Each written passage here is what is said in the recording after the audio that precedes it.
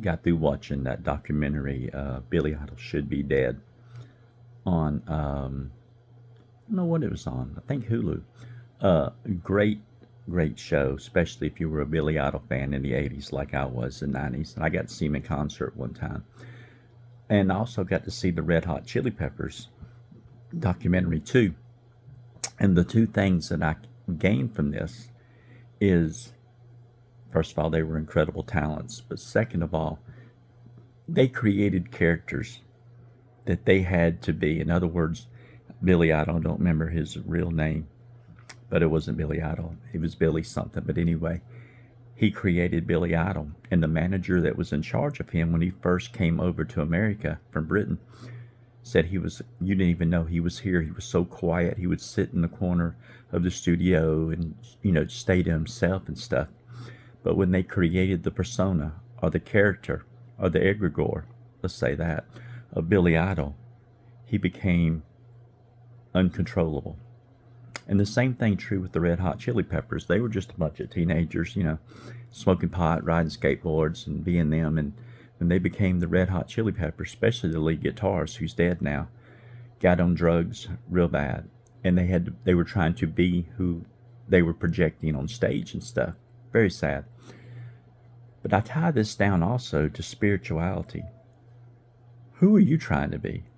Are you a Christian trying to imitate Jesus? Are you a Jew trying to imitate your local rabbi? Are you a Muslim trying to emulate your imam? Are you a Norse pagan trying to be Thor or Floki from the show Vikings? By the way, whom I love. Who are you trying to be? And I think at my age, I'm 61 years old. I am a member of the Gnostic Union. I have some fantastic friends here on YouTube and Facebook and everything who are much more knowledgeable than I am on scripture and stuff. But at 61, I am trying to find my place. I'm trying to find my role. But I don't want to be like these people. I don't want to be like Billy Idol. When I go on stage or when I come off, I'm the other guy. I want to be consistent in my spirituality. As a Gnostic, I take in lots of knowledge from Kabbalah, from the Gnostic Gospels, from the Sethians, who is my favorite source, from the Cathars. I take in from Norse mythology. I take in from a lot of pagan theology, because knowledge is knowledge, and there is no new knowledge. We just recycle it and put it in different forms and stuff like that. But what does that mean for you? Well, first of all, I believe the first thing is you've got to be able to love everybody. And I've been on a hard journey. But I'm learning that, yeah, you're going to get mad. You're going to get irritated at people at times. But overall, you need to be honest and loving.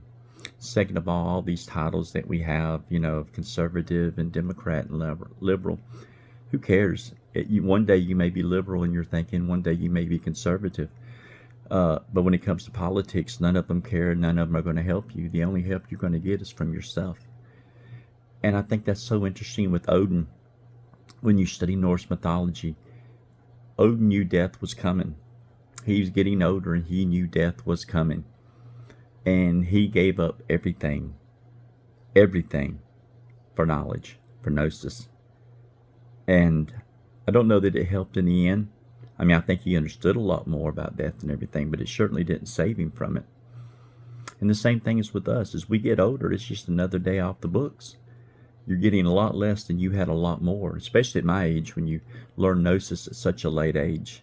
It's only been 20-something years when I went to the Dead Sea exhibit in Mobile, Alabama, and learned about the Book of Enoch, and boy, my life changed after that.